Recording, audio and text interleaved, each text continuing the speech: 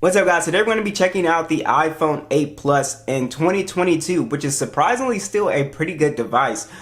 So what's interesting about this device is this is the last big iPhone, I believe, with a home button. So we do have, like the iPhone SE 2022 that just came out. That is basically the same phone as this. It's just much smaller and has a faster chipset. But Apple hasn't released a big iPhone with a home button yet, or this type of body style yet, which is pretty interesting on its own.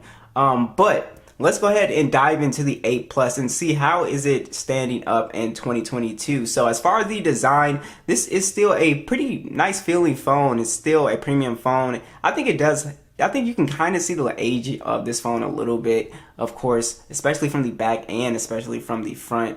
But it still looks pretty decent, so it still actually feels really good in the hand. I actually think the iPhones with the curve just feel way better in the hand than the newer iPhone 13s and stuff like that. So they just feel more comfortable in the palm.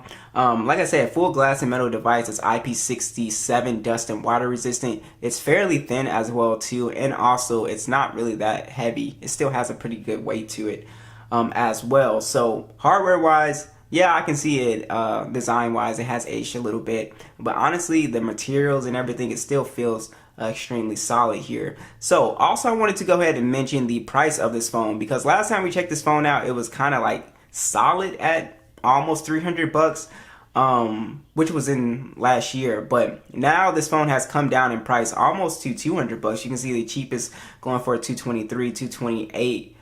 Not 228, but 238. I would not really buy it for this 274 price point. So if you see this, I wouldn't really, unless you really need the storage. It really depends on you, but also that is, I guess, fair for the 256 gigabyte version. Really just depends on if you need the storage or not. But yeah, so let's go ahead and talk about the display on here. So I actually really like the display on here. It's fine. It's a 5.5 inch display, which is pretty funny because this is a plus size phone with a pretty small display. Hilariously, a plus size phone in 2022 is like 6.8 inches. So I always thought that was funny how big these phones have gotten over time.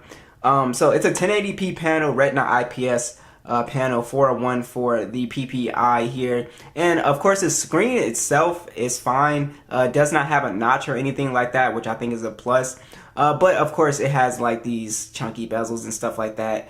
And yeah, so the screen is actually really not that bad. It actually gets fairly bright, and it actually looks pretty good for an IPS panel. Also, the main reason why people buy this phone is for the Touch ID button, which is pretty sweet. It does feel really nice to click. So if you're really anti like the swipe gestures on the new iPhones, you can still use this phone in 2022 if you really hate the swipe gestures.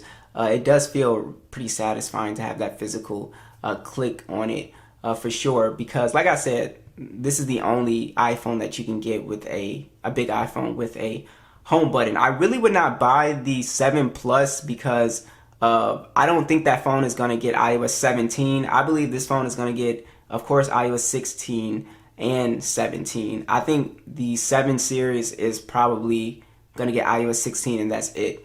So that's why I would say, just for future proof, I would get the 8 Plus if you are thinking about, buying those two phones. All right, so let's go ahead and talk about how's this phone handling the software. So iOS 15, surprisingly, it's still pretty snappy on here. So it does run the latest version of iOS. And then we have the Apple A11 chip on here. So I'll pull up those Geekbench scores. And it's a pretty snappy phone. You can compare those Geekbench scores to other devices. You can see that's actually some pretty respectable scores in 2022. Now, the gaming performance on here is still pretty good. Like I was saying, Subway Surfer, games like that aren't super intensive, they run fine on here. This phone also has the 3 gigs of RAM, and the base storage is 64 gigs. So like I said, if you need that extra storage, just for a little bit more money, you can get the 256 gig version. But for games like PUBG, the last time I was playing games on this phone, it was running fine, so I don't think that has changed at all. I think the graphics settings, you can still play at HDR, extreme graphics on low. Yeah, so you can still play at extreme Of course, you won't be able to max the graphics out like the newer phones, of course, but this is still going to do a pretty good job at, you know, being able to game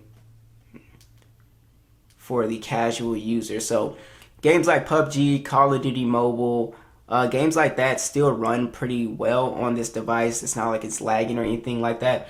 These older iPhones, they do have a tendency to kind of heat up if you game for a long period of time. A lot of people won't notice that because they have a case on their phone. But if you use your phone just without a case, you will kind of notice that these phones kind of get hot a little bit after a while, which is something that I definitely was noticing with this device. It's not anything that'll burn you to the touch. It's just, it can get a little bit uncomfortable for long periods of time. Now I want to talk about the vibration motor on this phone and the speakers. So the vibration motor on here feels pretty good. You can definitely feel this phone vibrating, so that's not an issue on here. And the stereo speakers are actually pretty good on here.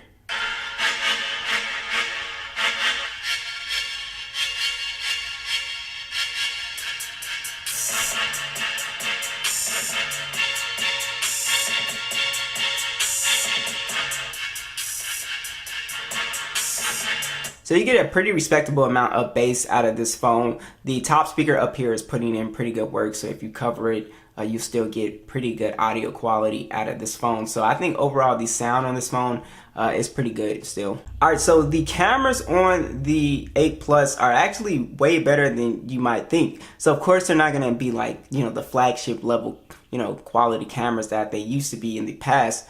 But you do have a pretty good shooter on here. So it's a 12 megapixel standard, a 12 megapixel telephoto. It does 2x optical zoom. And then you have a 7 megapixel selfie cam that shoots in 1080p. I was pretty impressed with the image quality on here. Dynamic range was not really that bad. You get a good amount of detail with this phone, and also the coloring on here was really not that bad as well too. And I actually prefer the selfies on the older iPhones than the newer ones for some reason. I just think that it just looks better. My skin tones look better as well too.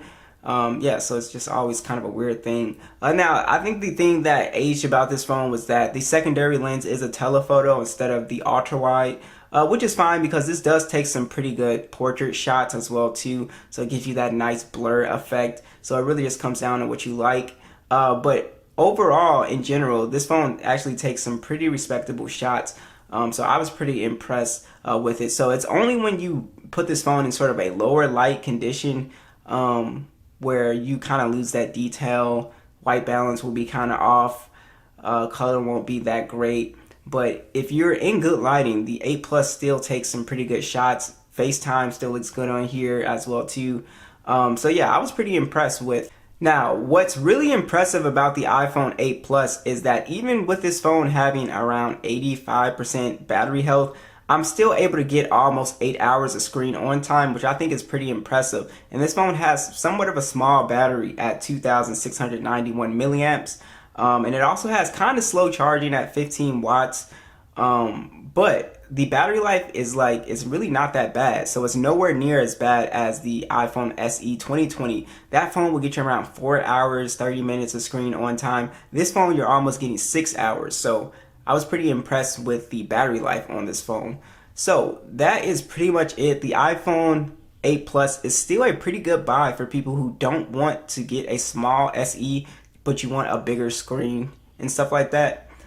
It's a pretty good buy. The chip is still pretty strong on here. It runs iOS pretty smoothly.